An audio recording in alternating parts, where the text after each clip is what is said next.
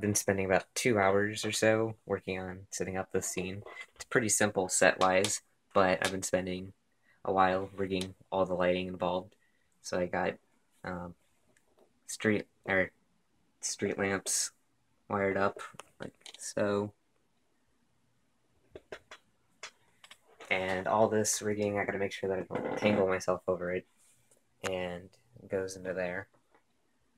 And each one of these is set up on a little sliding rig, so I can move the fencing and the lights. And I also have a little miniature building with LED lights connected to it. So, and then got my desk lamp bouncing light off the wall.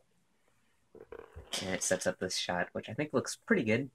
Finally made it past the first page of the screenplay and our script.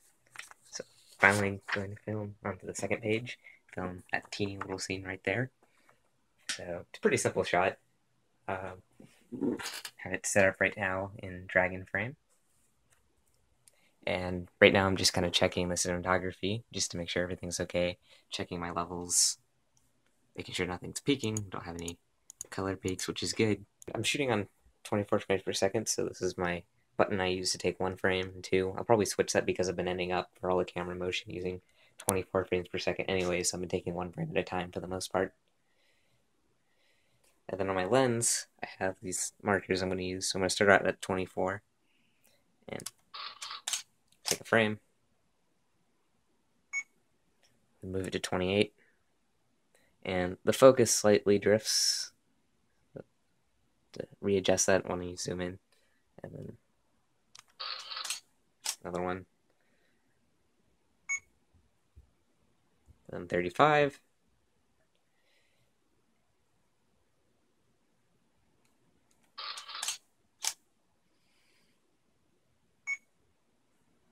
and then 50,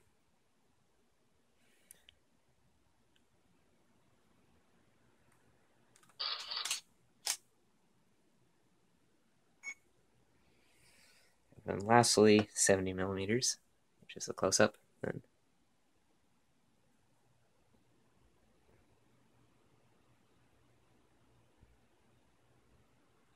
that's in focus. And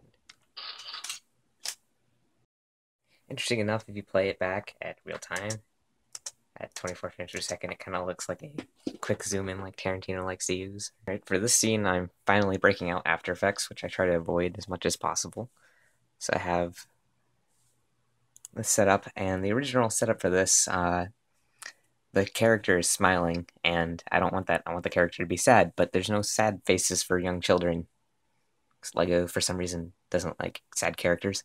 So I'm making my own by flipping the smile upside down. So I duplicated every single image in the composition, and then I masked the face. Select that, and then I rotated around 180, so now it's a kind of sad expression rather than a smile. And then lastly, on the bottom layer, I masked and used the cloning tool to clean up the edges so you could flip it around and not see the original smile. I kind of goofed. I set up my next shot, got it all ready to go, and I was like, okay, I need to go plug in my Dragon Frame controller. Went to grab it, and it's stuck underneath my tripod, so I had to reset up my shot. Oops. Just finished the cinematography for this scene. It's a bit interesting because I have a big desk lamp behind the Lego wall, and ran into a problem because with Lego bricks there's like cracks and stuff, and if you have the camera straight on like this does, you can see right through the wall. There's like light gaps, which doesn't look good on film. So what I did is I set up a second wall, like so, pressed it against the main wall, which is in frame, and as you can see on the left side there's no light gaps, whereas where there's no wall there are light gaps, as you can clearly see. Alright, so it's about 3:30 now, and I've been working on this one scene for about 7 hours, and it's been a bit complicated getting all the lighting and stuff set up right, and I think the hardest thing was just I had this paper toss across, and getting that right was really hard. Get out and live a life, man. Here's the phone number of a right friend of there. mine. That took a while to get right. I'm You ever pretty find happy with yourself how it getting turned out. bored or So today's been a bit of a weird day. I started off by building this alleyway set. I used some nice texture pieces, which looks really cool in camera, and it's gonna have some nice like lighting from the windows and stuff like that. So that was pretty good. So I started getting ready to film that, and I looked at my preview images in Dragon Frame, and I discovered I had something called I had basically a dead pixel that was stuck being red, and for every single one of my test shots in the same spot. It's a bit more obvious there. So, long story short, I've been filming for almost a week straight, just doing nothing else. And last 3 days, I accidentally kept leaving my camera on, which obviously hasn't been good for it. And so eventually a pixel went, which is kind of bad. So I noticed that it's not been in any other scenes, which is good. So I turned off my camera and manually cleaned the sensor, and that seemed to fix things. So that's good, but I'm taking basically a day's break from filming just to give my camera a chance to recover. So I've been working on editing a bit, about a minute, 15 seconds, as well as processing raw photos. I just finished the shooting scene, and that was a bit complicated lighting wise. I have all this like miniature building in the background just to make everything a little bit entertaining with some lampposts and stuff. But then I also had to do the gunshot effect, which I chose to do by having this LED here. I had this rigged up with my breadboard over here, so that when I would plug in this wire like so, it'd complete the circuit, and then turn on the red LED, which then would cast red light onto the minifigures, which gave the illusion that a gunshot went off. I'm filming the ambulance driving scene, and there's a few things with the setup. I have first of all these plates that I can move like so. That gives the illusion that the car is driving, and then I rigged up red and blue LEDs up here, which kind of looks weird because LEDs do weird things with cameras, so you have to be very careful about how you light things, as well as some headlights below the car.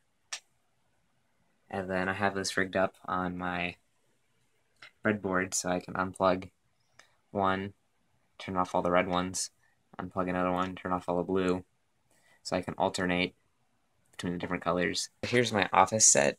I use it in a couple scenes for basically a time lapse. It shows different moods. And I have the camera set up on the tripod so that I can move it very slowly and pan across, like so. And because it's a time lapse, all the motions are rather quick, so it's moving something like that. So it's pretty easy to film. It has a good amount of detail that's never seen. I built this entire section that I decided in the pan just didn't look right, so that was a waste of time. And I also have modular buildings in the background just to give a little bit of city look to it through the windows. And it's something I've used a lot in a lot of my films, and I think it looks really good. I'm in the bedroom set. And I wanted it to kind of have a blue atmosphere, so I made all the walls blue, and then I added lights, or not lights. I added selective lighting, so I wanted something kind of very moody. So I added windows, and then lighting is coming in through the windows, and you get this nice little effect. I think it looks really nice with basically light rays being cast on the bed. Then I have the alarm clock over here with LEDs, and I also have a um, fish tank that lights and adds more to the blue ambience, which I like. And then I have a helping hand up here to project light onto everything behind the phone. When you're on the phone, you have the screen on. It reflects a heck of a lot of light, especially when it's dark. So I wanted to add to that realism and just add a little bit more to the animation. We're on set in the beach scene, which is the final scene I shot, and this is the very last frame. And with that, it's a wrap. I'm now recording Foley sound effects, so basically, I'm doing the text messaging buzzer sound effect right now. So I have a phone with a microphone connected to a recorder. Then I have another phone which I use to basically text the other phone so it goes off and makes a buzzing sound, which then I record.